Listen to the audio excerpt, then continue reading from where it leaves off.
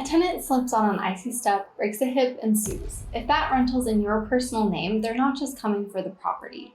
They can come for your savings, your car, your own house. That's the nightmare an LLC is built to stop, and most landlords don't set one up until after something goes wrong. Here's the part nobody tells you up front. There's one mistake that quietly cancels out all that protection, even after you filed everything perfectly. People do it without realizing, and the wall they paid for stops being a wall. I'll name it before we're done, so stick around for that. But first, let's get your LLC actually built step by step the way I'd do it if it were my rental.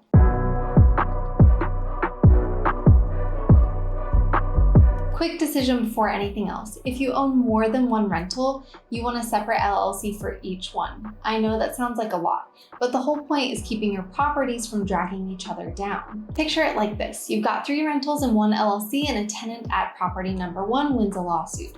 Now all 3 properties are exposed because they're all sitting in the same bucket. Put each one in its own LLC and a problem at one house stays at that house. The other 2 are untouched. So the rule of thumb is 1 property, 1 LLC. If you're just starting with a single rental, perfect. You only need 1 for now. Easy.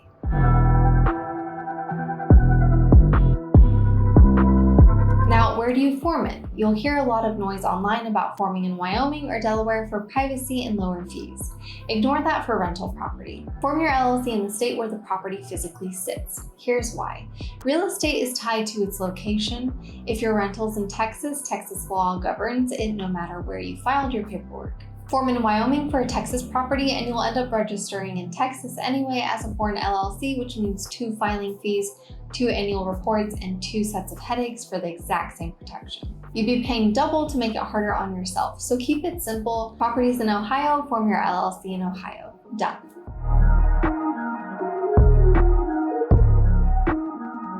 Now the actual setup, 5 steps. Step 1, name your LLC. It has to be unique in your state and end with LLC or limited liability company.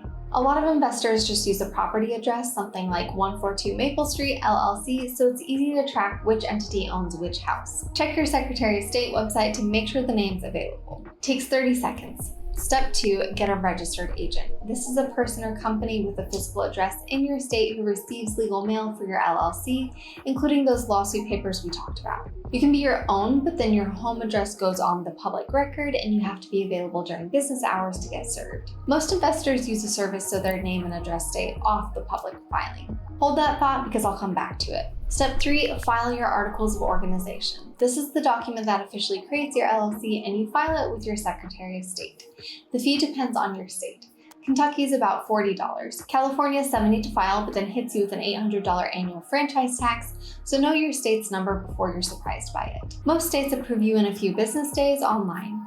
Step 4, get your EIN from the IRS. It's a free tax ID number for your business, like a social security number for your LLC. You'll need it to open a business bank account. Go to irs.gov, not one of those sites that charges you $200 for a free thing. Takes about 10 minutes and you get the number on the spot. Step 5, write an operating agreement. This lays out who owns the LLC, who runs it, and how money moves through it. Even if you're the only owner, you want this because it's a big part of what proves your LLC is a real separate thing and not just your personal wallet with a fancy name. And that distinction is everything, which brings me to the mistake I promised.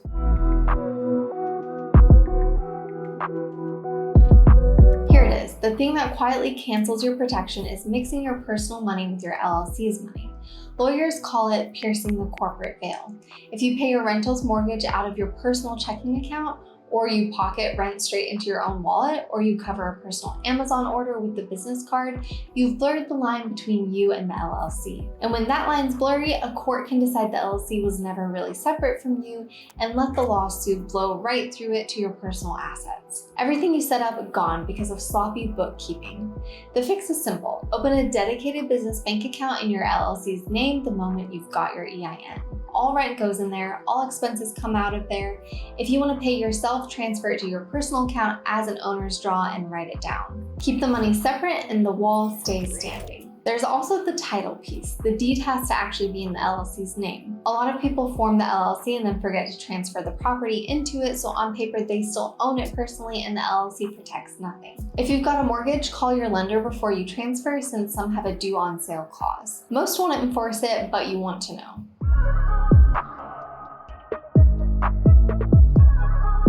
Now you can do all 5 of these yourself. It's doable, but it's also a few hours of forms, a registered agent to line up, and your personal address floating around public records if you're not careful. One service I always recommend for this is Northwest Registered Agent. They keep your information private, handle all the paperwork, and their support is genuinely some of the best in the industry. Link in the description. If you don't want to deal with all this yourself, I highly recommend Northwest Registered Agent. They make it super easy and save you a ton of hassle. So let me walk you through it. It only takes 3 to 5 minutes. Click the exclusive discount link for Northwest below. Then on the website, click on the button to get started. You'll be asked what type of business you're starting and in what state, so select LLC and your state. Next, you'll be asked to name your company, the purpose of your business, and your business address. Then type in the members of your LLC, add your contact information, and select any additional services you'd like Northwest to handle, like getting your EIN or setting up a trademark. Once you've done that, all you need to do is submit your payment and you're done. Northwest takes care of the rest for you. And that's it, Northwest takes it from there. If you want to get your LLC done today, the easy way, click the link in the description.